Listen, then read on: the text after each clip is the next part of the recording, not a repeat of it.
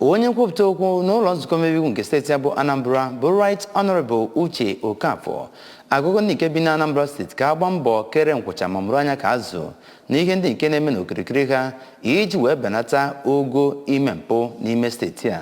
Onye nta akụkọ anyị bụ Chukwuemeka Modelem ga-ewetara gị akụkọ ahụ.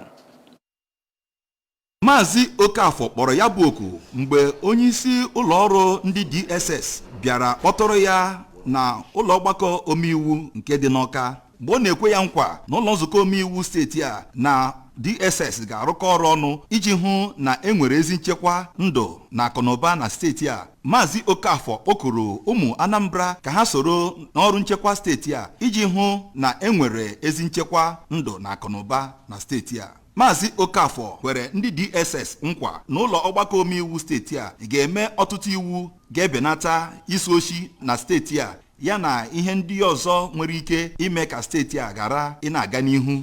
Na nzukọ ha mere, Maazị Power mechara gosipụta obi aṅụrị ya gbasara ezi mmekọ dị n'etiti gọọmenti steeti a na ụlọ ọrụ ya nke mere na a na-enwe ezi nchekwa bụ ịgba na steeti a. Site n'ụlọ nzukọ omeiwu steeti a, abụ m Chukwuemeka Modelem.